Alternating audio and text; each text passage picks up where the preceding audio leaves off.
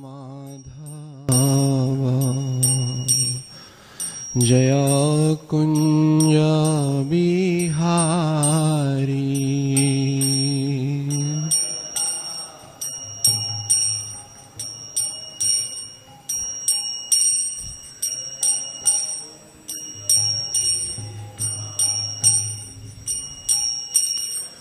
जय गोपी जना बल्लभ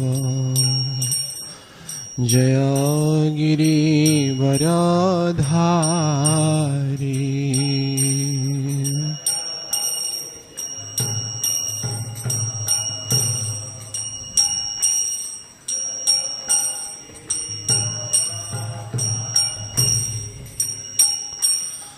जय गोपी जना बल्लभ जय गिरिवरधारी।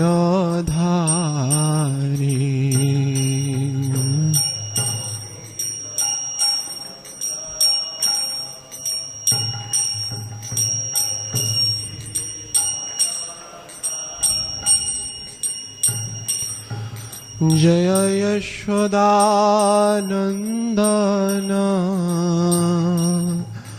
जय व्रज जनारंजन।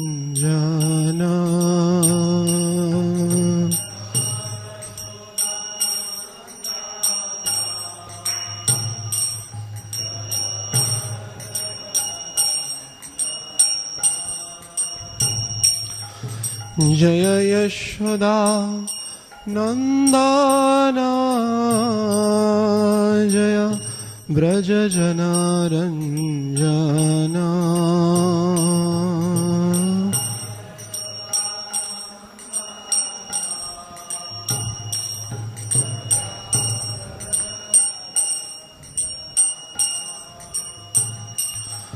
जय यमुना तीर वनचारी जय कुंज बिहारी।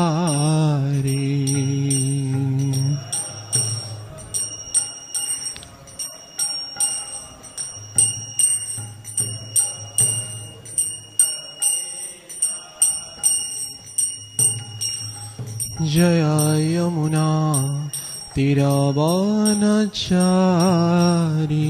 जय कुंज बिहारी।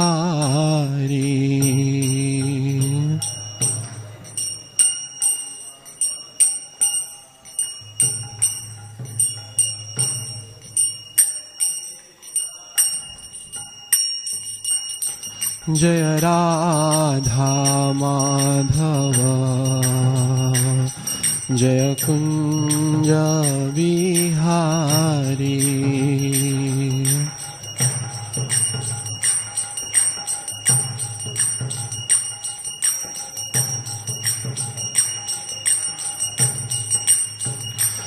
जय गोपी जना बल्लभ जय गिरिवरधारी।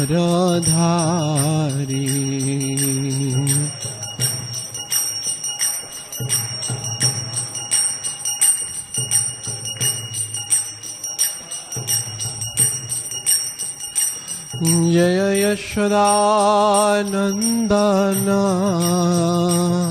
जय व्रज जनारंजन।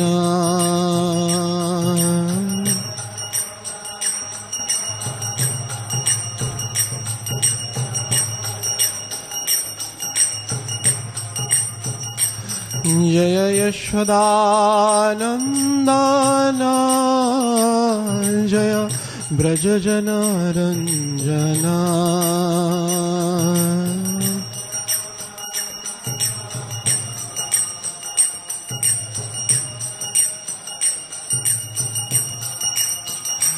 जय Yamuna तीरवनचारी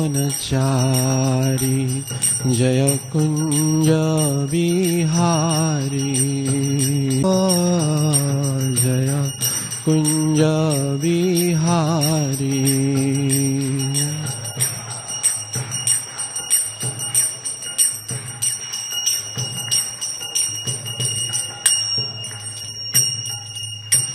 Hare Krishna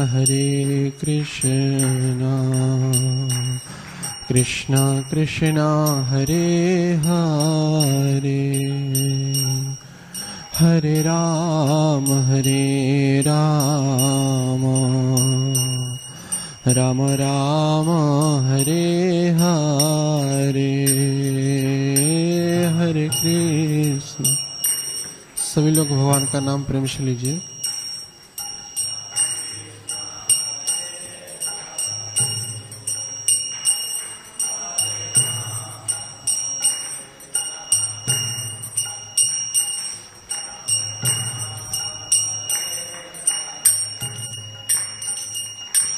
Hare Krishna Krishna Krishna Hare Hare Hare Rama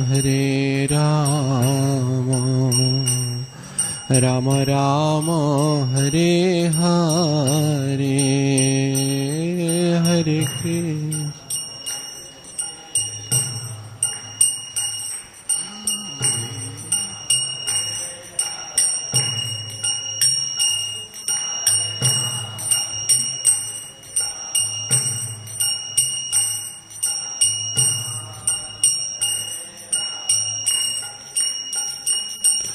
Hare Krishna Krishna Krishna Hare Hare Hare Rama Rama Rama Hare Hare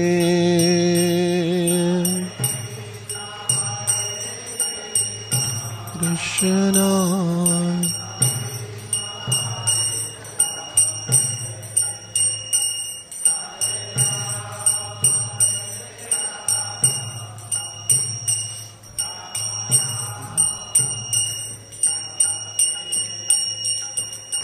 Hare Krishna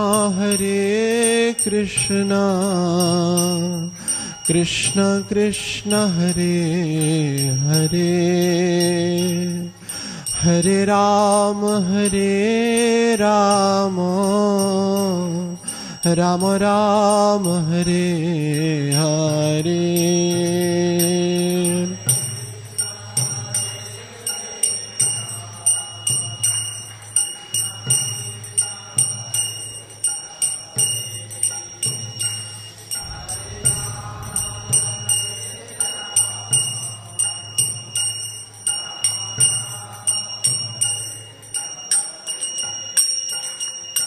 Hare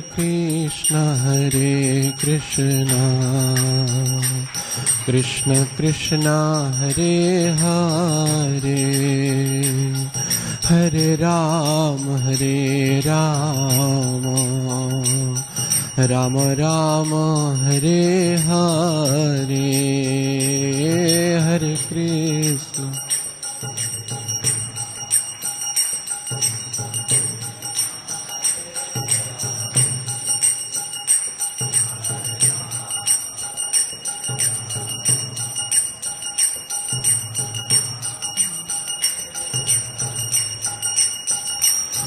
Hare Krishna Krishna Krishna Hare Hare Hare Rama Rama Rama Hare Hare Hare Krishna Krishna।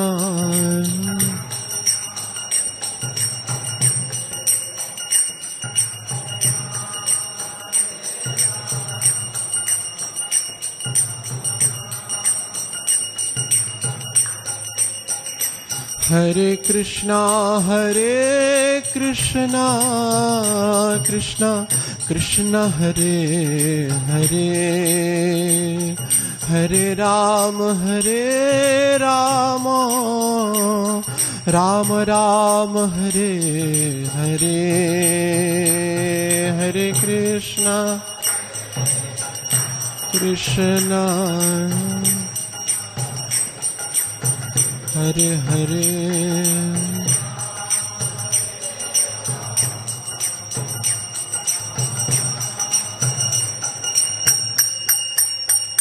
हरे कृष्णा कृष्ण कृष्ण हरे हरे हरे राम राम राम हरे हरे हरे कृष्ण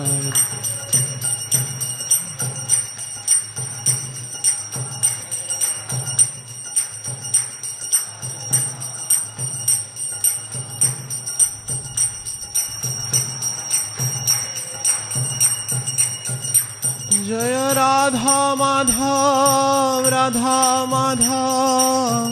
राधा माधव जय राधा माधव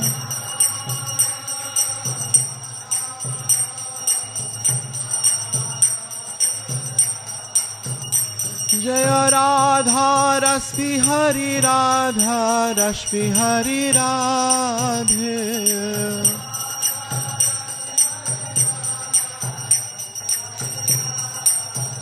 जय सीताराम लक्ष्मण हनुमान सीताराम लक्ष्मण हनुमान जय गौरनिताय जय गौरनिताय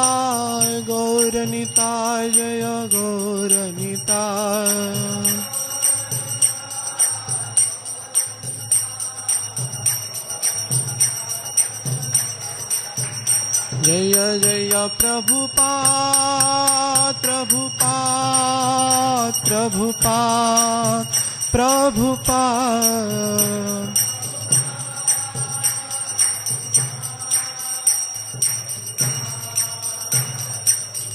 जय जय गुरुदेव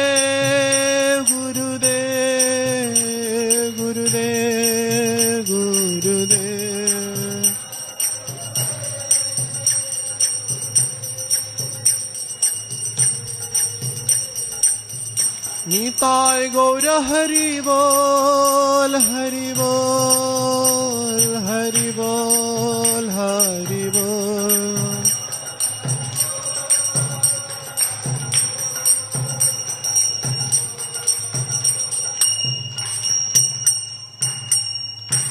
जय नम विष्णुपाद परमहंस परिवाजकाचार्य श्री श्रीमान अभय चरणारविंद भक्तिवेदांत स्वामी शिल प्रभुपाद महाराज की अंतर्राष्ट्रीय कृष्ण भावनु संघ के प्रतिष्ठाताचार्य शिल प्रभुपाद महाराज की जय नम विष्णुपाद परमहंस परिवाजकाचार्य श्री श्रीमान भक्ति सिद्धांत ठाकुर शिल प्रभुपाद महाराज की अनंत कोटि वैष्णव वृंद की नामाचार्य हरिदास ठाकुर की प्रेम से कहो श्री कृष्ण चैतन्य प्रभु नित्यानंद श्री अद्वैत गदाधर शिवशति गौर भक्त वृंद की जय जय श्री राधा कुंड श्याम कुंड गिरिराज गोवर्धन की वृंदावन धाम की मथुरा धाम की द्वारका धाम की श्री क्षेत्र जगन्नाथपुरी धाम की नदिया नवदिवशी मायापुर धाम की श्री अयोध्यापुरी धाम की गंगा माई यमुना माई की भक्ति देवी तुलसी महारानी की श्रीमती राधा रानी की हरिनाम संकीर्तन की ग्रंथराज श्रीमद् भागवतम की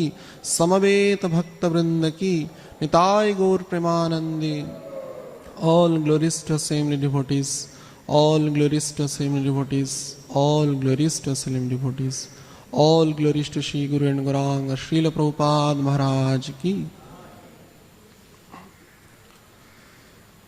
Om Ajnanatimirandhasya Jnananjana Shalakaya चक्षुर्निलितं येन तस्मै श्री गुरवे नमः नमो विष्णुपादाय कृष्णपृष्ठाय भूतले श्रीमते भक्तिवेदान्त स्वामीति नामिने नमस्ते सारस्वती देवे गौरवाणी प्रचारिणे निर्विशेष शून्यवादी पाश्चात्य दिशतारिणे श्रीचैतन्यमनोभीष्टं स्थापितं येन भूतले स्वयं रूपं कदा मह्यं ददाति स्वपदान्तिकम् वन्देऽहं श्रीगुरुश्रीयुतपदकमलं श्रीगुरुन् वैष्णवांच श्रीरूपं साग्रजातं सहगणा रघुनाथानितं तं सजीवम् साद्वैतं सावधूतं परिजनसहितं कृष्ण चैतन्यदेवं श्रीराधाकृष्ण पादान् सहगना ललिता श्रीविशाखान्वितांश्च हे कृष्ण करुणारसिन्धु दीनबन्धु जगत्पते गोपेश गोपिकान्त श्रीराधाकान्त नमोऽस्तुते तप्त काञ्चन गौराङ्गी श्रीराधे वृन्दावनेश्वरी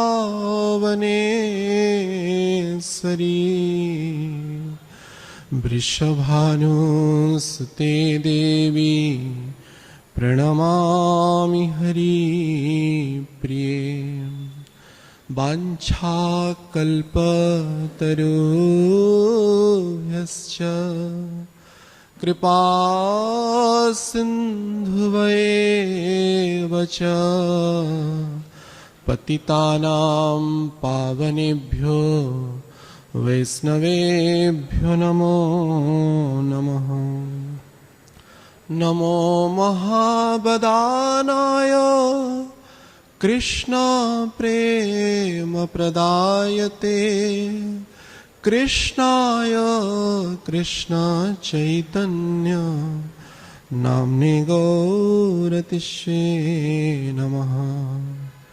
जय श्री कृष्ण चैतन्य प्रभु नित्यानंद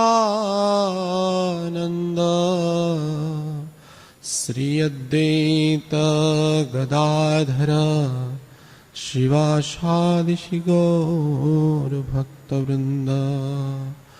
हरे कृष्णा कृष्णा कृष्णा हरे हरे हरे राम राम राम हरे हरे। मूकं करोति वाचालं पंगुं लंघयते गिरिं यत्कृपातमहं वन्दे श्रीगुरुदिनतारिणे परमानन्दमाधव। ॐ नमो भगवते वासुदेवाय।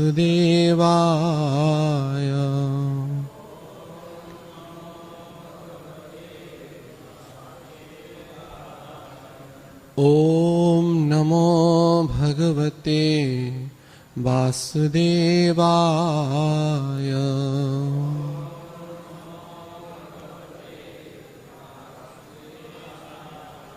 ॐ नमो भगवते वासुदेवाय।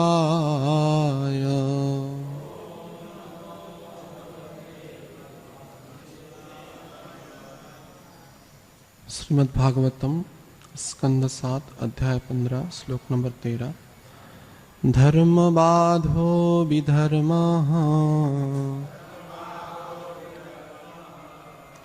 सात् परधर्मो अन्यचेदितः उपधर्मस्तु पाखंडो दंभो वा शब्दविच्छलः धर्मबाधो विधर्मः स्यात् परधर्मान्यचेदितः उपधर्मस्तु पाखंडो दंभो वा शब्दविच्छलः धर्मबाध विधर्मः स्यात् परधर्मान्यचेदितः उपधर्मस्तु पाखंडो दंभो वा शब्दविच्छलः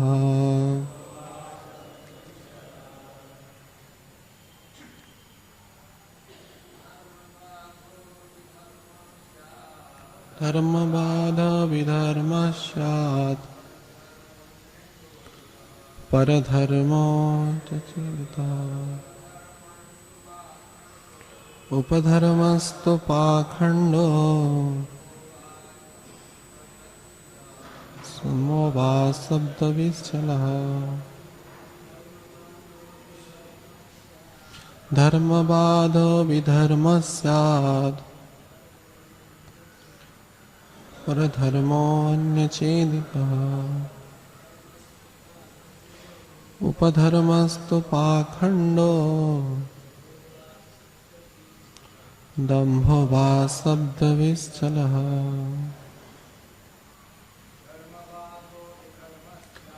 धर्मबाधो विधर्मस्य उपधर्मोऽन्यचेदितः उपधर्मस्तु पाखंडो दंभो वा शब्दविच्छलः। बताएं। धर्मबाधो विधर्मस्य परधर्मो अन्यचेदितः उपधर्मस्तु पाखंडो दंभो वा शब्दविच्छलः। शब्दानुवाद। धर्मबाधः अपने धर्म को लागू होने से रोकता है। विधर्मः धर्म के विरुद्ध, स्यात् हो, परधर्मः ऐसे धर्म का अनुकरण जिसके लिए वह अनुपयुक्त हो। अन्य चेदितः किसी अन्य के द्वारा चालू किया गया। उपधर्मः मन घड़त धर्म। तू निसंदेह पाखंडः जो वेदों के नियमों प्रामाणिक शास्त्रों के विरुद्ध है। दंभः जो मिथ्या ही गर्वित है। बा अथवा शब्दविद शब्द जाल से, छलह ठगने वाला धर्म। अनुवाद एवं तात्पर्य श्रील प्रभुपाद जी के द्वारा। जगतगुरु श्रील प्रभुपाद महाराज की अनुवाद। जो धार्मिक नियमों किसी को अपना धर्म पालन करने से रोकते हैं विधर्म कहलाता है। अन्यों द्वारा चालू किए गए धार्मिक नियम पर धर्म कहलाते हैं। जो मिथ्या गर्व करता है और वेदों के नियमों का विरोध करता है उसके द्वारा सृजित नए प्रकार का धर्म उपधर्म कहलाता है। शब्द जाल द्वारा विवेचना छल धर्म है। तात्पर्य। नए प्रकार के धर्मों का जन्म देना इस युग का फैशन बन चुका है। तथाकथित स्वामी और योगी इसका समर्थन करते हैं कि मनुष्य अपने रुचि के अनुसार किसी भी प्रकार के धर्म का पालन कर सकता है, क्योंकि सारी प्रणालियां अंततः एक है। किंतु श्रीमद् भागवतम में ऐसे फैशन परस्त विचारों को विधर्म कहा गया है, क्योंकि ये अपनी ही धार्मिक प्रणाली के विरुद्ध होते हैं। पूर्ण पुरुषोत्तम भगवान ने असली धार्मिक प्रणाली का वर्णन किया है। सर्वधर्मान परित्यज्य मामेकम शरणम भज। असली धार्मिक प्रणाली भगवान के चरण कमलों में शरण ग्रहण करना है। श्रीमद् भागवतम के 6 स्कंद में अजामिल के उद्धार के प्रसंग में यमराज कहते हैं, धर्म तो साक्षात भगवत प्रणीतम। असली धर्म वह है जो पूर्ण पुरुषोत्तम भगवान द्वारा प्रदत्त है। जिस प्रकार असली कानून वह है जो सरकार द्वारा प्रदत्त है। कोई अपने घर में न तो असली विधि कानून बना सकता है, न ही वास्तविक धर्म बना सकता है। अन्यत्र कहा गया है, सबई पुंसा परो धर्म यतो भक्तिर अधोख्यजे। असली धार्मिक प्रणाली वह है जो मनुष्य को परमेश्वर का भक्त बना देती है। अतएव प्रगतिशील कृष्ण भावनामृत की इस धार्मिक प्रणाली से जो कुछ भी विपरीत है वह विधर्म, परधर्म, उपधर्म या छल धर्म कहलाता है। भगवत गीता की गलत व्याख्या छल धर्म है। जब कृष्ण कुछ कहते हैं किंतु मूढ़ विवेचक उसका कुछ भिन्न अर्थ लगाते हैं तो यह छल धर्म, ठगने का धर्म या शब्दबीत या शब्द जाल है। मनुष्य को धर्म की इन छलने वाली विविध प्रणालियों से बचना चाहिए। श्री राधा रस बिहारी देव, श्री सीताराम लक्ष्मण हनुमान, श्री गौर निताय, श्रील प्रभुपाद एवं समस्त आचार्यों के अपार कृपा करुणा से आज हम जीवन के परम सौभाग्य के विषय वस्तु श्रीमद् भागवतम का श्रवण एवं कथन करने का परम शुभ अवसर प्राप्त कर रहे हैं। तो पहले में समस्त वरिष्ठ वैष्णव वृंद, माताएं, समस्त भक्तों के चरण कमल में प्रार्थना करके कुछ कहने की चेष्टा कर रहा हूँ। तो इस आलोच्य श्लोक में नारद मुनि धर्म के विपरीत जो बात, जो विधर्म है या अपधर्म है, जो पाखंड से प्रेरित है, जो दंभ के द्वारा चालू है, वही धर्म के विषय में यहाँ पे वर्णना कर रहे हैं। तो अधर्म के जो विषय है, इससे पहले जो वास्तविक धर्म क्या है इसके विषय में जानना परम आवश्यक है। जैसे कि सभी को ज्ञात है कि धर्म जो है किसी व्यक्ति के द्वारा या किसी मनुष्य के द्वारा यह बता नहीं जा सकता, अपितु यह स्वयं भगवान के द्वारा ही प्रणीत है। धर्मस्तु साक्षात भगवत प्रणीतम। और जो धर्म से विहीन है, जो धर्म के मार्ग में चलता नहीं है, वो पशु के ही समान है, वो मनुष्य कहलाने के योग्य नहीं है। धर्म विहीना पशु भी समाना। जो धर्म से विहीन है वो पशु के समतुल्य है। तो इसलिए यह आर्य सभ्यता में पवित्र भारतवर्ष पर धर्म की ध्वजा प्राप्त होता है और इसकी ध्वजा अनेक आचार्य के द्वारा प्रचारित हुआ है। और जहाँ पे धर्म की हानि होती है वहाँ पे भगवान का वास नहीं होता है। जैसे कि यह घोर कलयुग चल रहा है, तो कलयुग के प्रारंभ में ही जैसे पद्म पुराण में वर्णना मिलता है, जब नारद मुनि भ्रमण कर रहे हैं भारतवर्ष में तो देख रहे हैं कि कहते हैं कि तपह नास्ति शौच नास्ति। यहाँ पे तपस्या नहीं रहा, अभी कलिकाल में शौचता नहीं रहा। अट्टशल्या जनपदाः, जनपदों में अर्ण की बिक्री हो रहा है।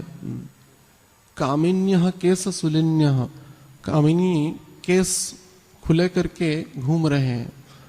तो इस प्रकार का कलयुग, घोर कलयुग में धर्म नहीं है। और धर्म न होने के कारण तपह नास्ति, तपस्या भी नहीं है, शौचता भी नहीं है। और इस अवस्था में अनेक स्थान भ्रमण करने के बाद जब नारद मुनि वृंदावन पहुंचते हैं तो भक्ति महारानी को देखते हैं, और भक्ति महारानी जराजीर्ण अवस्था में उनके दो पुत्र ज्ञान वैराग्य लेटे हुए हैं, उनको देख करके रो रही हैं। और वहां पे वो कह रहे हैं कि इदम स्थानम परित्यज्य विदेशम अहम गमिष्यामि, मैं इस स्थान को छोड़ करके विदेश चला जाऊंगा। अनेक वर्ष पहले मैं एक बार वृंदावन में था, तो श्रील प्रभुपाद की डिसअपियरेंस डे का उत्सव चल रहा था। तो वहाँ पे एक दूसरे संप्रदाय के आचार्य ने श्रील प्रभुपाद जी की ग्लोरिफिकेशन कर रहे थे, तो उन्होंने ये वाला श्लोक को लेकर के उदाहरण दिए थे कि जब भक्ति महारानी देखी कि यह स्थान ज्ञान वैराग्य के लिए उनके जो पुत्र जराजीर्ण हो गए, वृद्धावस्था को प्राप्त कर गए हैं, तो उस स्थान को त्याग करके विदेश चले जाएंगे।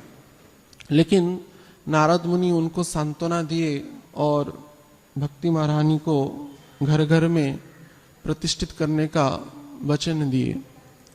इसके उपरांत जब श्रीमद् भागवतम का प्रवचन हुआ तब ज्ञान वैराग्य पुनः युवावस्था को प्राप्त कर गए। तो लेकिन जो भक्ति महारानी की जो इच्छा थी कि मैं विदेश यात्रा करूंगा, वो इच्छा को श्रील प्रभुपाद पूर्ति की। जब भक्ति महारानी विदेश जाने की इच्छा की तो श्रील प्रभुपाद भक्ति महारानी को अपने हृदय के अंदर में स्थापित करके विदेश यात्रा की और विदेश में भक्ति महारानी की प्रचार की। धर्म का जो ध्वजा है श्रील प्रभुपाद जैसे आचार्यों के द्वारा पूर्ण रूप से प्रतिष्ठित हुआ संसार में। जो महाप्रभु की भविष्यवाणी थी, पृथ्वी ते आछि जत नगरादि ग्राम सर्वत्र प्रचार होइबे मोर नाम। पृथ्वी में जितने भी नगरादि ग्राम है सर्वत्र मेरा नाम का प्रचार होगा। और इस वाणी को श्रील प्रभुपाद जैसे अद्भुत साहस प्रदर्शन करके इतनी वृद्धावस्था में धर्म की ध्वजा को विदेश में अपितु समस्त संसार में इसका प्रचार किए, जिसके कारणवश हम सब भक्ति को, धर्म को, भगवान को जानने की कुछ प्रयास कर रहे हैं। तो जहाँ पे धर्म नहीं है वहाँ पे भगवान का वास नहीं होता है, वहाँ पे पाप का वास होता है। विविध शास्त्रों में धर्म के विषय में विविध प्रकार की वर्णना किया गया है। जैसे कि अनेक प्रकार का धर्म की विवेचना किया गया है। एक धर्म तो साधारण धर्म कहा जाता है, जिस धर्म को भगवान स्थापित करते हैं, जो कि जैसे कि श्रीमद् भगवत गीता में भगवान कहते हैं कि जब धर्म की हानि होती है तो उसको पुनः स्थापित करने के लिए भगवान का प्राकट्य होता है। यदा यदा ही धर्मस्य ग्लानिर्भवति भारत, यहाँ पे कह रहे हैं। तो लेकिन श्रीमद् वाल्मीकि रामायण में कहा गया है कि भगवान के जो द्वारा जो स्थापित जो धर्म है वो सामान्य धर्म हो सकता है। तो उसके बाद भी कोई और दूसरा धर्म है क्या? तो सामान्य धर्म से आगे है विशेष धर्म, जो कि भगवान के द्वारा स्थापित नहीं किया जाता है, अपितु उनके सेवक के द्वारा स्थापित किया जाता है, जो कि सेवा के द्वारा पर्यवेक्षित होता है। और विशेष धर्म के बाद विशेषतर धर्म भी है, उससे भी आगे, जो प्रेम के द्वारा स्थापित होता है, प्रेममयी सेवा के द्वारा स्थापित होता है। और उससे भी आगे है विशेषतम धर्म, जो इन सब का पालन करने वाले भक्तों की सेवा करने के द्वारा प्राप्त होता है। इस विषय में उदाहरण दिया जाता है, जैसे कि भगवान रामचंद्र के द्वारा सामान्य धर्म का प्रवचन किया गया और लक्ष्मण जी के द्वारा सेवा के द्वारा विशेष धर्म का प्राकट्य हुआ और भरत जी के द्वारा प्रेममयी सेवा के द्वारा विशेषतर धर्म प्राप्त किया गया। लेकिन इन सब की सेवा, भक्त की सेवा करना जो शत्रुघ्न के द्वारा विशेषतम धर्म का प्रवचन किया गया, प्रचलन किया गया। तो इस प्रकार की, लेकिन श्रील प्रभुपाद जैसे आचार्य इन सभी धर्म का स्थापना की। सामान्य धर्म, विशेष धर्म, विशेषतर धर्म, विशेषतम धर्म, ये समस्त धर्म का प्राकट्य श्रील प्रभुपाद जैसे अद्भुत आचार्यों के द्वारा इस जगत में विख्यात हुआ।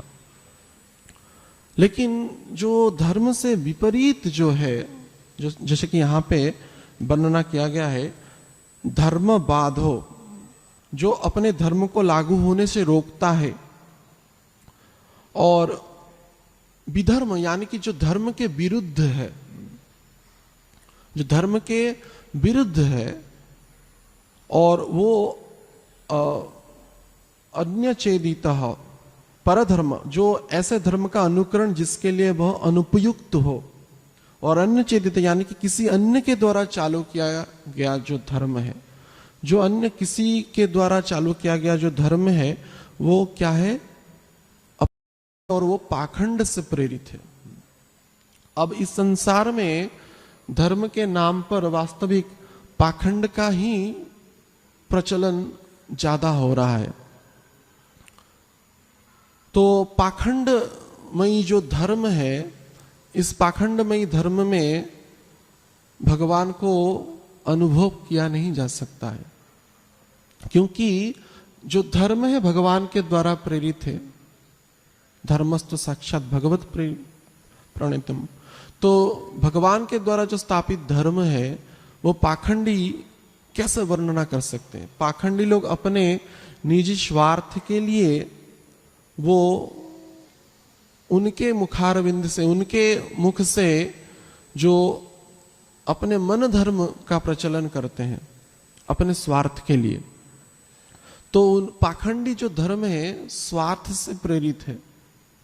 लेकिन भगवान का जो धर्म है वास्तविक धर्म है, भगवान के द्वारा जो प्रणयन धर्म है वो ही वास्तविक धर्म है। तो जो तथाकथित धर्म है वो दूसरे भौतिक उपभोग का प्रचार करते हैं। जैसे कि संसार में अनेक पाखंडी धर्म प्राप्त होता है और साधारण जनता जो है इससे वो उस पाखंडी धर्म से प्रभावित हो जाते हैं। उसमें नियमों की कोई ऐसे विवेचना नहीं है, जो इच्छा वो करो, अपने मन के हिसाब से कार्य करो, तो वो पाखंडी धर्म है। और अनेक वर्ष पहले इस पाखंडी धर्म के विषय में हमारे आचार्य लोग वर्णना किए हैं कि उनसे बचना चाहिए। अनेक अपसंप्रदाय हैं जो पाखंडी धर्म का प्रचार करते हैं। श्रील भक्ति विनोद ठाकुर इस विषय में बहुत पहले ही कहे हैं,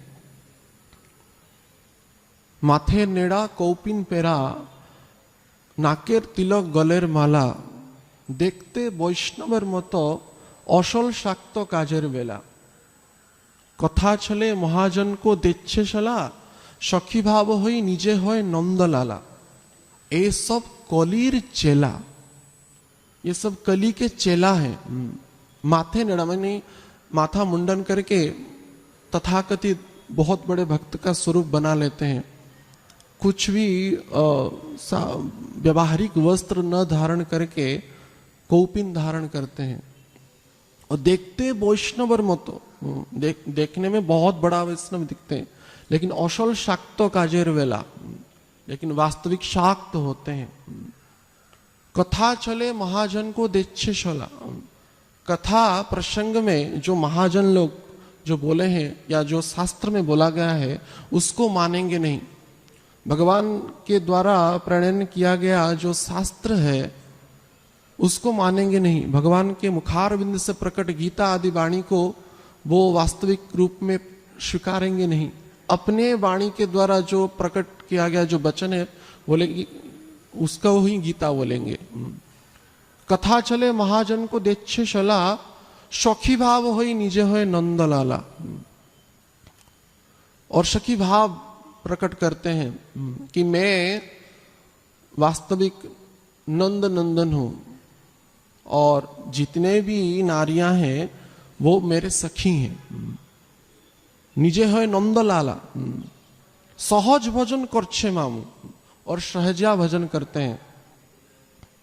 सहज भजन ऐसा एक कथा है कि बेटा हरिया हरिया बोल, मागरू माछे झोल, युवती संगे खोल। हरी हरी बोलो, मागरू माछ का झोल खाओ और युवतियों के संग रास मचाओ।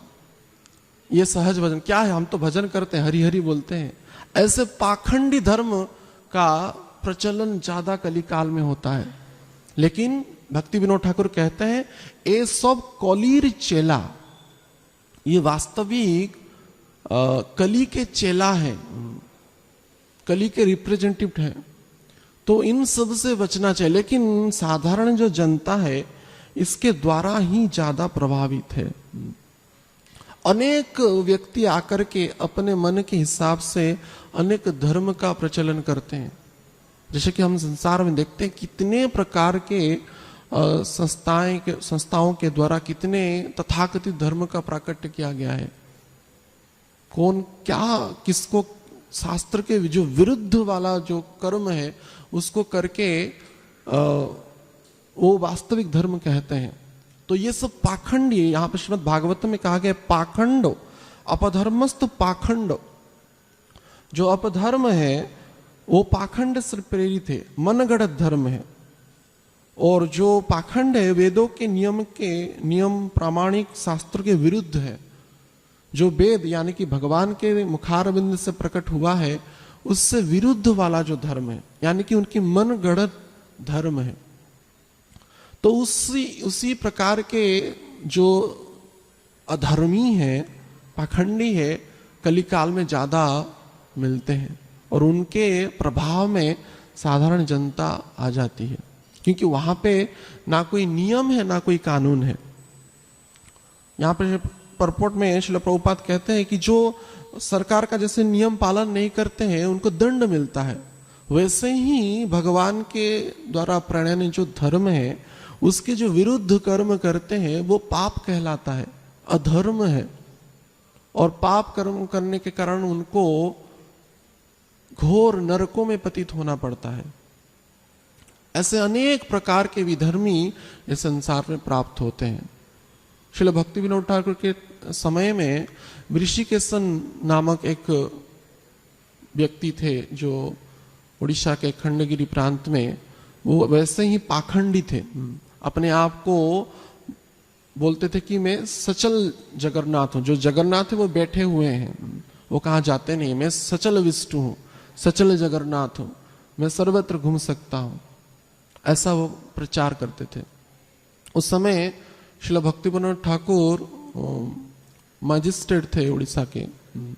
तो उनको जब यह ज्ञात हुआ कि ऐसा पाखंडी अपने आप को भगवान का अवतार कहता है, तो उनको अरेस्ट करने के लिए वो गए। और अरेस्ट करने के बाद वो पुरी के जेल में कुछ समय के बाद उनका देह का अंत हो गया। तो इस संसार में तथाकथित भगवान पाखंडी जो होते हैं वो जेल में मरते हैं और उन विधर्मियों का, उन अधर्मियों का, उन पाखंडियों का भगवत भक्तों के द्वारा उनका निष्कासन होता है। जैसे कि भगवान धर्म की स्थापना करते हैं, हमारे आचार्य वृंद भी वास्तविक जो धर्म है जो भगवान के द्वारा प्रेरित है, भगवान के द्वारा प्रणयन किया गया है, उन धर्म का प्रचलन करते हैं, उन धर्म का प्रचार करते हैं। तो ऐसे अनेक पाखंडी इस संसार में मिलते हैं। सहज भाव से कुछ नियम न होने के कारण साधारण जनता उनसे आकर्षित हो जाते हैं। ऐसे अनेक, जैसे कि एक चारवाक हुए, वो बोले कि जावत जीवित सुखम जीवित, ऋणम कृत्वा घृतम पीवित। जब तक जियो आनंद में जियो और आनंद लेने के लिए घी खाओ, नहीं घी हो तो ऋण करो, ऋणम कृत्वा घृतम पिबेत।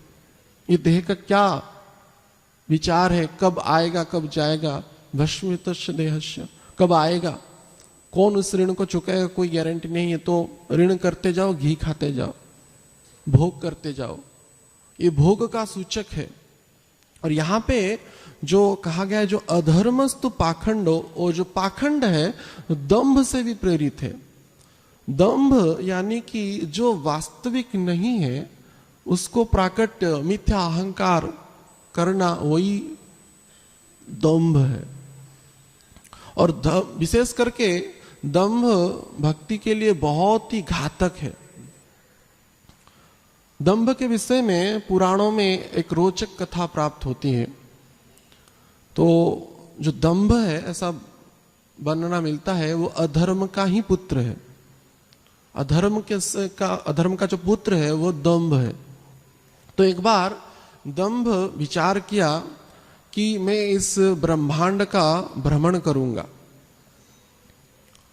तो दंभ यानी कि जो वास्तविक नहीं है, तो इसलिए दंभ क्या किया, एक साधु का वस्त्र पहन लिया, साधु का चोला पहन लिया और सुंदर स्वरूप प्रकट करके कमंडल में जल ले करके, और बाएं हाथ में कमंडल लिया और दाहिना हाथ में कुसा ले लिया और संपूर्ण ब्रह्मांड का भ्रमण किया।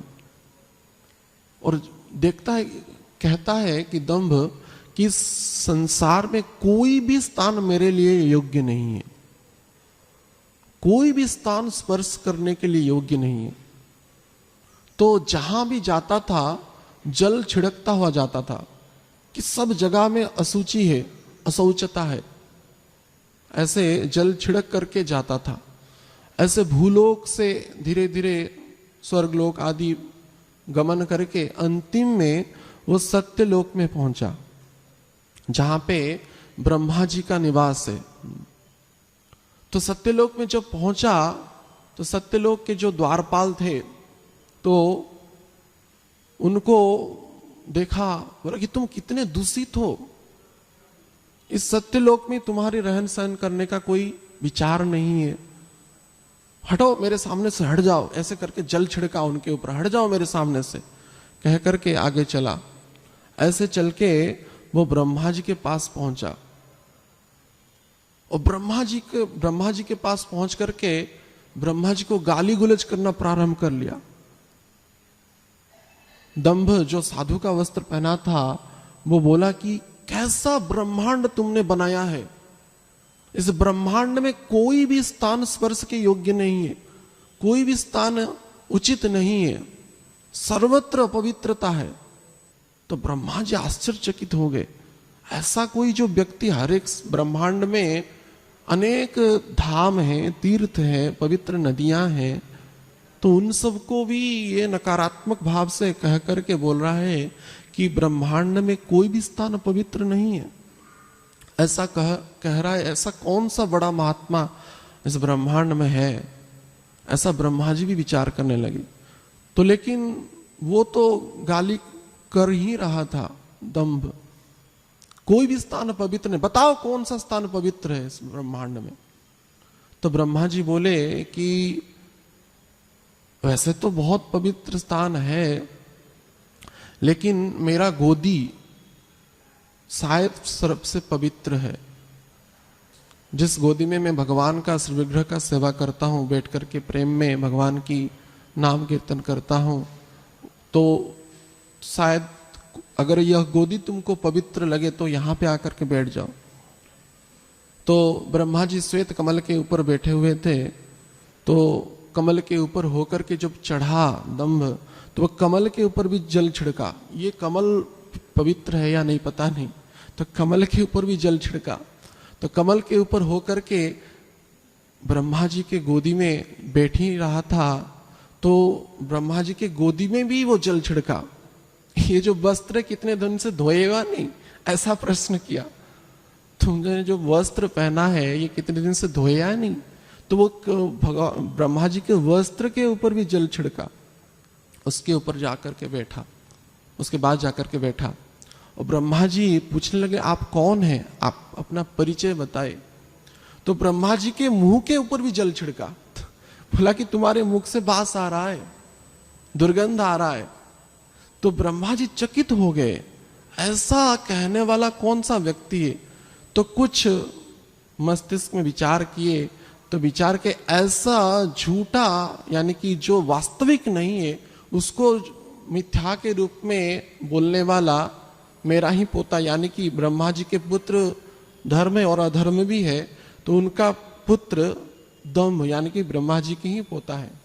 तो उसके बाद विचार किए कि ये मेरा ही पोता है जो कि दम्भ है। तो यह संसार में इस प्रकार का दंभ का प्रचलन ज्यादा है। जो वास्तविक नहीं है उसके ऊपर ही मिथ्या अभिमान करते हैं और उसको ही वास्तविक कहते हैं। लेकिन भगवान के कृपा से, श्रीमन चैतन्य महाप्रभु के कृपा से अनेक आचार्य आकर के वास्तविक धर्म जो भगवान के द्वारा प्रचलन किया गया है उसकी स्थापना इस संसार में की। जैसे कि हमारे अंतर्राष्ट्रीय कृष्ण भावना संघ के प्रतिष्ठाता आचार्य श्रील प्रभुपाद सर्वत्र संसार में धर्म की स्थापना की। जो मिथ्या धर्म है, छल धर्म है, विधर्म है और पाखंड से प्रेरित है, उनका पूर्ण रूप से निष्कासन करके जो वास्तविक जो धर्म है उसकी स्थापना की। जो धर्म को पालन करना निश्चित रूप से कठोर भाव से करना पड़ता है। पुराणों में, शास्त्रों में अनेक प्रकार की धर्म की पालन की विधियां भी वर्णना किया गया है। कठोर भाव से धर्म की पालन करना पड़ता है। इसमें कोई भी ऐसा विचार नहीं करना पड़ता कि हमारे हिसाब से धर्म का प्रचलन कर ले। जो वास्तविक धर्म भगवान के द्वारा प्रणयन किया गया है वही धर्म का ही प्रचलन या पालन करना पड़ता है, नहीं तो वो मिथ्या धर्म कहलाता है। श्रील प्रभुपाद परपोट में यहाँ पे कहते हैं कि सर्वधर्मान परित्यज्य मामेकम शरणम भज। जो असली धार्मिक प्रणाली जो है भगवान के चरण कमल में शरण ग्रहण करना ही है, नहीं तो और बाकी जितना भी जो धर्म है वो धर्म कहलाता नहीं है। अगर भगवान के चरण में शरणापन्न न हो तो वो काहे का धर्म। जैसे कि 2-3 दिन पहले श्रीमद् भागवतम में यह चर्चा हो रहा था कि वैसे जो पशु पक्षी भी अनेक हैं जो शाकाहारी हैं, जो वो मांसाहार नहीं करते हैं, तो वो क्या धार्मिक हैं? ना, क्योंकि वो भगवान के शरण में नहीं है इसलिए वो धार्मिक नहीं है। लेकिन जो मनुष्य भगवान के शरणापन्न होता है वही वास्तविक धार्मिक कहलाता है। तो इसलिए यहाँ पे श्रील प्रभुपाद कहते हैं कि असली धार्मिक प्रणाली भगवान के चरण कमलों में शरण ग्रहण करना ही है। और जो धर्म की भगवान के द्वारा ही प्रेरित है, यमराज कह रहे हैं धर्म तो साक्षात भगवत प्रणीतम। तो असली जो विधि है, कानून है, उसका पालन करना पड़ेगा। जैसे कि सरकार का जो नियम है, जैसे कि न पालन करने से उसको दंड मिलता है, वैसे ही वैदिक नियम जो है, जो भगवान के द्वारा प्रणयन किया गया है, उस धर्म का अगर हम पालन नहीं करेंगे तो हमको भी दंड भुगतना पड़ेगा। तो असली धार्मिक प्रणाली वह है जो मनुष्य को परमेश्वर का भक्त बना देता है। अगर परमेश्वर का भक्त बनाने में समर्थ न हो जो धर्म, वो वास्तविक धर्म नहीं है। तो इसीलिए कृष्ण भावनामृतमय होना ही वास्तविक धर्म कहलाता है। और जो इससे जो विपरीत है, चाहे उस जहाँ पे विधर्म हो, परधर्म हो, उपधर्म हो या छल धर्म हो, वो कभी भगवान के चरण कमल प्राप्त नहीं करा सकता है, क्योंकि वो मन धर्म है, निजी स्वार्थ के कारण वो प्रेरित है। और इस मिथ्या धर्म में जो जीते हैं, ऐसे बहुत सारे व्यक्ति हैं उनको पता ही नहीं है वास्तविक क्या धर्म है, सदियों से उसका पालन करते आ रहे हैं, चाहे पारंपरिक रीति से या अज्ञानता से हो, लेकिन उसका पालन करते ही आ रहे हैं। लेकिन जैसे कि प्रचार में हम जाते हैं तो बहुत लोगों को कहते हैं कि ये वास्तविक, यह ठीक नहीं है, आप भगवान का भक्ति कीजिए और भगवान को भोग लगाइए। तो वो कहते नहीं, हम सदियों से हमारा तो ये परंपरा चल रहा है, सदियों से हमारे परिवार में यह पालन किया जा रहा है, कैसे इसको हम छोड़ सकते हैं।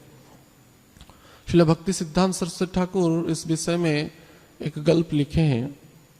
एक व्यक्ति का विवाह हो रहा था, तो उस विवाह में सब प्रकार का विधि का पालन हो गया, होने ही वाला था, यानी कि विवाह की जो पूर्व तैयारी थी वो प्रस्तुत हो गई थी। तो जब समय आ गया विवाह की, तो उस घर में सभी एक मुर्गा को ढूंढने लगे कि मुर्गी कहाँ है।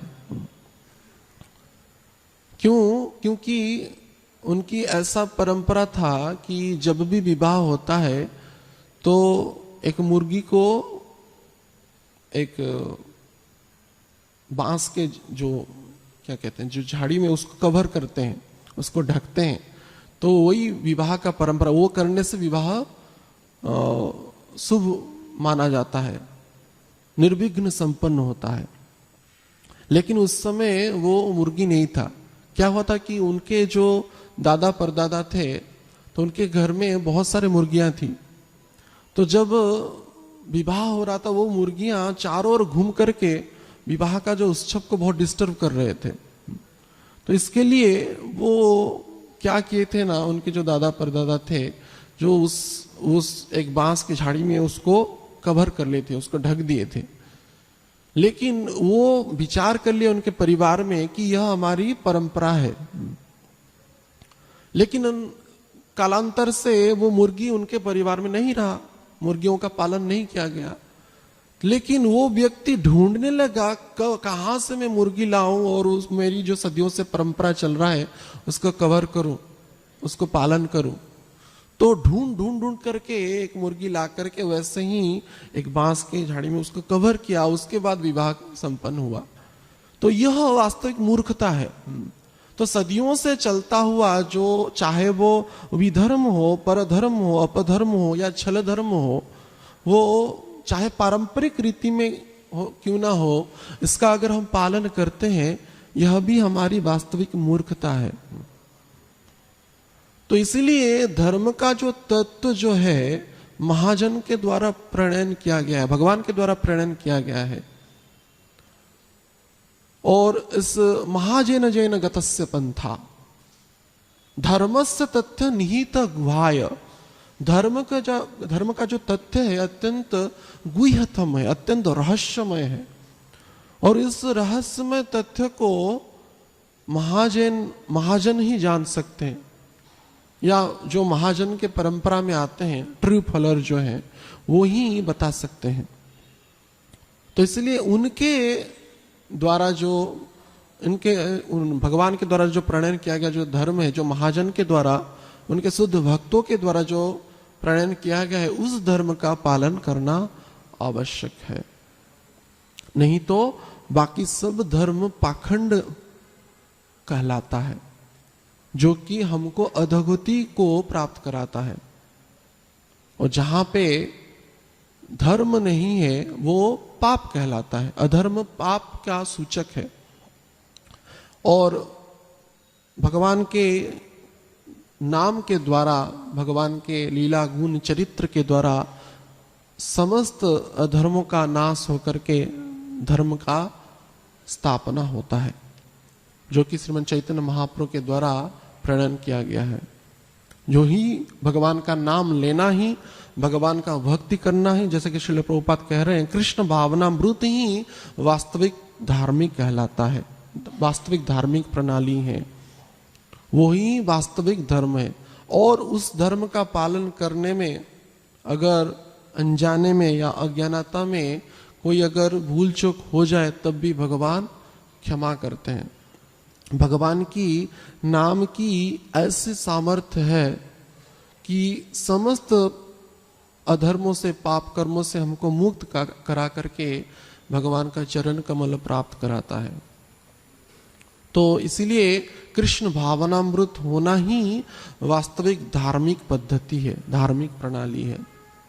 और कृष्ण भावनामृत यानी कि भगवान की सेवा, भगवान का नाम, भगवान का रूप, भगवान का लीला, भगवान का गुण, भगवान का चरित्र, भगवान की अद्भुत कथाएं जो कि शास्त्र में प्राप्त होता है, वैष्णव के मुख से, शुद्ध भक्तों के मुख से श्रवण करना चाहिए और भगवान का नाम लेना चाहिए। और भगवान के नाम के द्वारा समस्त अधर्म, ऐसे कि पापी तापी जितने भी है वो उद्धार हो गए हैं। समस्त अधर्म का नाश भगवान के नाम के द्वारा ही हो जाता है। पापी तापी जत छिलो हरि नाम उद्धारिलो तार साखी जगाई माधाई। ऐसे भगवान की नाम की महिमा है कि उसके द्वारा समस्त अधर्म से हम मुक्त होकर के वास्तविक धार्मिक प्रणाली में प्रतिष्ठित होकर के भगवान का चरण कमल प्राप्त करते हैं। तो इस विषय में एक छोटा सा प्रसंग स्मरण हो रहा है कि भगवान के नाम की इतनी महिमा है कि बड़े बड़े अधर्मी भी इससे उद्धार हो गए। जैसे कि श्रील प्रभुपाद यहाँ पे अजामिल का उद्धार दे रहे हैं। अजामिल का उद्धार प्रसंग में वर्णना करते हैं यहाँ पे। अजामिल इतना बड़ा पापी था, लेकिन भगवान के नाम के द्वारा वो पूरा जीवन भर अधर्म ही किया था, पाप कर्म किया था, लेकिन उद्धार हो गया भगवान के नाम के द्वारा। इस विषय में एक कथा प्राप्त होती है कि 4 चोर थे। तो वो जंगल में चोरी करना, लूट करना और हत्या करना ही उनकी प्रवृत्ति थी। पूरे अधर्मी ही थे, यानी कि समस्त पाप करते थे। तो जंगल में कोई भी व्यक्ति जाता था तो उसको हत्या करते थे और जितना भी धन था, सामान था, उससे लूट लेते थे उससे। तो लेकिन 4 चोर जो थे उनको चोरी करने के लिए वो कोड लैंग्वेज यूज करते थे, गुप्त शब्द। तो अलग अलग जगहों में वो छुप करके वृक्ष के ऊपर रहते थे। तो पहला जो चोर था वो कहता था कि कोई अगर आ जाएगा तो कहता था कि नारायण, ऐसा उच्चारण करता था। यद्यपि उसको नारायण शब्द की अर्थ मालूम नहीं था। नारायण शब्द का अर्थ वो अधर्मी ऐसा समझता था कि नर अरण्य, यानी कि इस अरण्य में कौन नर आ गया क्या, इसका कोड वर्ड। अगर नारायण कह ले तो दूसरा चोर पहले से सजाग हो जाता था, रेडी हो जाता, हाँ कोई नर, यानी कि इस अरण्य में कोई नर आ गया। तो ऐसे उच्चारण करता था, नारायण ऐसे उच्चारण करता था, तो दूसरा चोर रेडी हो जाता, हाँ कोई नर आ गया इस अरण्य में। तो उसके बाद दूसरा चोर का कोड वर्ड था, वो जोर से उच्चारण करता था, दामोदर, यानी कि दामोदर भगवान का कितना सुंदर नाम है। माता यशोदा भगवान कृष्ण को कार्तिक महीने में, जैसे कि जो दाम यानी कि उदर में दाम यानी कि रस्सी से बांधे, तो जो पूर्ण ब्रह्म की पद्म पुराण में जो विवेचना है, एक दामोदर यानी कि जिसके कमर में दाम का चिन्ह है, दामोदर भगवान। तो दामोदर शब्द उच्चारण का कितनी महिमा है, स्वयं भगवान का ही नाम है, लेकिन उस दामोदर शब्द का अर्थ उस चोर को पता नहीं था। वो ऐसा उसका अर्थ उनको यह समझती, यानी कि उसके उदर में कोई दाम है क्या, यानी कि कोई धन है क्या, उसके उदर में गांठ बांध करके रखा है क्या, दामोदर। तो उसका कोड वर्ड रहता था दामोदर, जोर से उच्चारण करता दामोदर। तो तीसरा चोर जो था वो रेडी हो जाता था। जब कि अगर नर तो आ गया अरण्य में, और आ गया और उस खाली नहीं है, फोकट में नहीं आ रहा है, उसके उदर में दाम है यानी कि धन है, तो हमारे फायदे का है। तो तीसरा चोर बोलता था कि बंसीधर, जोर से उच्चारण करता था, अगर अरण्य में नर आ गया और उसके बाद भी उसके उदर में दाम है यानी कि धन है, तो बंसीधर यानी कि उस बंसीधर यानी कि भगवान बांसुरी बजाने वाले हैं, इसके लिए उनका नाम है वंशीधर। लेकिन उनको यह अर्थ प्राप्त होता था, वो ऐसा समझते थे कि बंसीधर यानी कि बांस को धर और मार इसको बांस को धर यानी कि बांस का डंडा को पकड़ और उसको मार, यानी कि वो धन को छीनने के लिए उसको मारो। तो ऐसा बंसीधर शब्द का वो उच्चारण करते थे तीसरा चोर। और उसके बाद भी अगर कुछ रह जाए तो चौथा चोर बोलता था हरि हर हरि हर हरि हर, यानी कि भगवान का नाम हरि है, वो समस्त कष्टों से मुक्त प्रदान करते हैं, उनका नाम इसलिए हरि है, हरण कर लेते हैं समस्त कष्ट से। तो लेकिन वो समझते हरि हर जो भी है हर लो, कुछ भी बाकी मत रखो, हरि हर हरि हर हरि हर ऐसा उच्चारण करता था। जीवन भर यह अधर्म का कार्य करके पाप कर्म करके उनका जीवन चला गया। तो एक दिन बहुत प्रतीक्षा किए, जंगल में कोई भी व्यक्ति नहीं आया, कोई भी नर अरण्य नारायण नहीं आया, अरण्य में कोई भी नर नहीं आया, तो ना उनका जो जितना भी कोड़वाड़ था उस दिन कुछ काम नहीं किया क्योंकि कोई नर आया ही नहीं। लेकिन कड़क एक जो बारिश हो रहा था और बिजली की चारों के ऊपर गिरने के कारण उनकी मृत्यु हो गई। लेकिन देखा गया कि यमराज के दूत न आकर के विष्णु दूत आकर के उन सबका वैकुंठ ले गए। तो भगवान का नाम पाप कर्म में भी वो व्यवहृत करते थे, अधर्म कार्य में व्यवहृत करते थे, लेकिन बार बार नारायण वंशीधर दामोदर हरिहर आदि शब्द के उच्चारण करने के कारण वो समस्त अधर्म कर्म से मुक्त होकर के भगवान का धाम को प्राप्त की। कहने का उद्देश्य यह है कि जैसे कि श्रील प्रभुपाद यहाँ पे कह रहे हैं, तो कृष्ण भावनामृत ऐसा प्रणाली है उसके द्वारा समस्त अधर्म क्रियाओं से समस्त पाप क्रियाओं से हम मुक्त हो जाते हैं और भगवान का चरण कमल प्राप्त करते हैं। तो ऐसा इस आलोच्य श्लोक में कहा गया है। तो आज जगदीश पंडित का भी अपीयरेंस डे है, तो उनके विषय में 5 मिनट कहेंगे। तो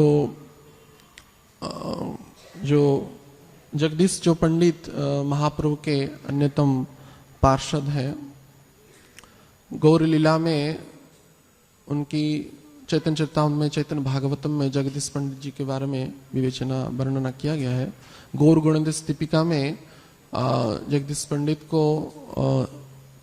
द्वापर में वो यज्ञ पत्नी थे ऐसा सूचना मिलती है गौर गुणोदय दीपिका में।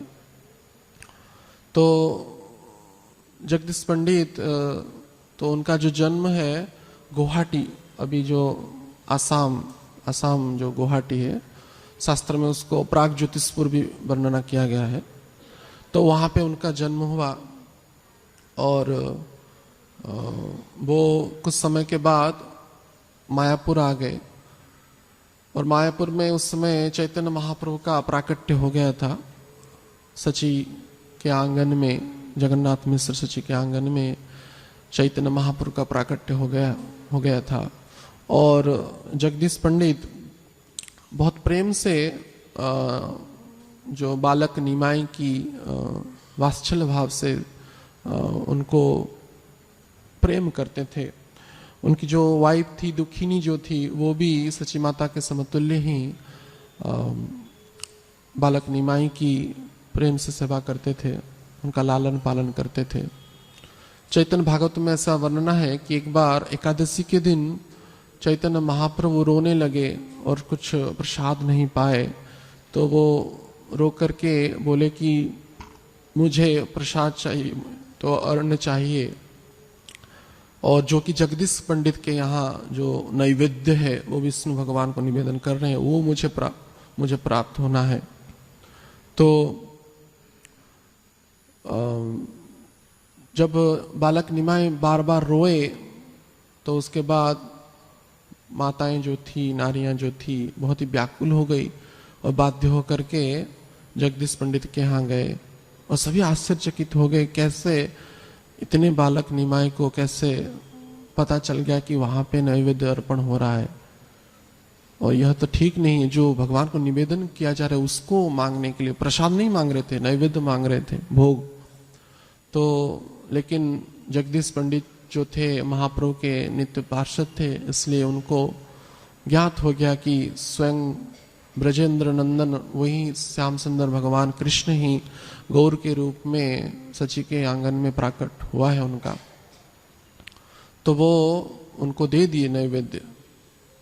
आगे चल करके महाप्रभु जब नवद्वीप में नाम संकीर्तन आदि किए, वो भी उसमें सम्मिलित थे, और बाद में महाप्रभु की आज्ञा से वो जगन्नाथपुरी चले गए। और जगन्नाथपुरी में जगन्नाथ जी का प्रेम से दर्शन करते थे, भाव विह्वल हो जाते थे। अनेक वर्ष रहने के बाद जब महाप्रभु संन्यास ग्रहण किए, तो उसी समय महाप्रभु बोले कि आप यहाँ पे आ जाइए। जब महाप्रभु पुरी आने वाले थे, महाप्रभु जगदीश पंडित को बुला लिए कि आप नित्यानंद प्रभु के सहित प्रचार कीजिए हरिनाम का। लेकिन जगन्नाथ जी के प्रति उनका इतना प्रेम था जगदीश पंडित का, जिसके कारण वो व्याकुल हो गए, कैसे मैं जगन्नाथ जी का त्याग करूं। तो जा ही रहे थे, पुरी का त्याग ही कर रहे थे। उस समय उन पुरी के जो राजा थे, उनको सपनादेश हुआ कि जगन्नाथ जी की जो पुरातन विग्रह, जो जगन्नाथ जी का जो 12 वर्ष में उनका विग्रह परिवर्तन हो जाता है, नवकलेवर जो होता है, तो उसमें जो पुरातन जो विग्रह होते हैं वो मिट्टी के अंदर उनको समाधि दिया जाता है। लेकिन 12 साल के बाद जब पुनश्च वही स्थान में ही दूसरे विग्रह को भी समाधि दिया जाता है, तो जब खोदा जाता है तो वहां पे कुछ नहीं रहता है। तो लेकिन जगन्नाथ जी बोले मेरा जो पुरातन विग्रह है तुम जगदीश पंडित को दे दो।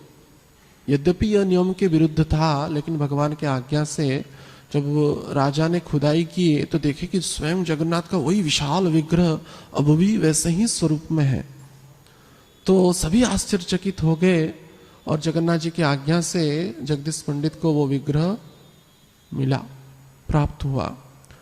और लेकिन जगदीश पंडित विचार की इतने विशाल जगन्नाथ जी का जो विग्रह का जो हाइट है 6 फुट 3 इंच है,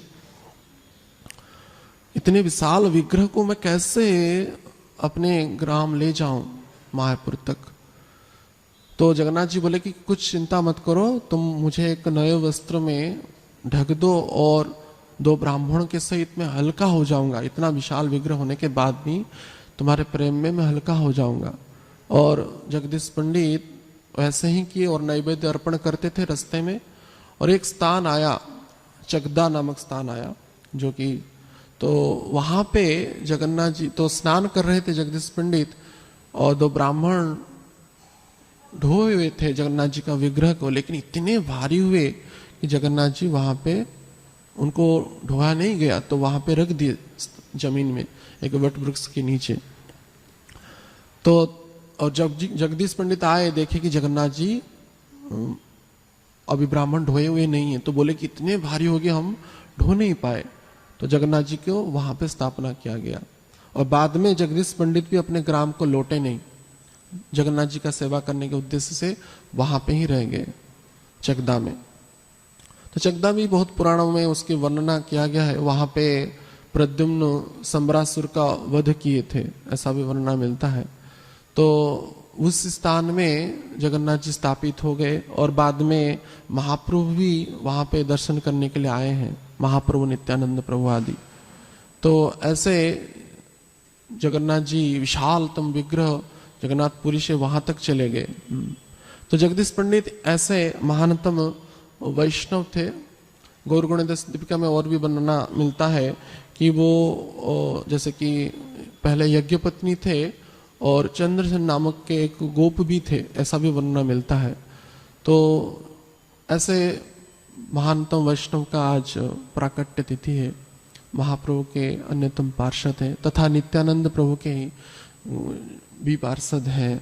तो उनके चरणों में भी हम प्रार्थना करें कैसे वो हमको कृपा करुणा करें, जिसे कि हमारे नाम के प्रति और भगवान के प्रति, आचार्यों के प्रति रतिमति भक्ति प्राप्त हो। तो ऐसा उनकी चरणों में बार बार निवेदन है। तो समय यहाँ हमको विराम देने के लिए कह रहा है। हरे कृष्ण। ग्रंथराज श्रीमद् भागवतम की, हरिनाम संकीर्तन की, जगत गुरु श्रील प्रभुपाद महाराज की, पतित पावन श्रील गुरु महाराज की, समवेत भक्त वृंद की, निताय गौर प्रेमानंदे।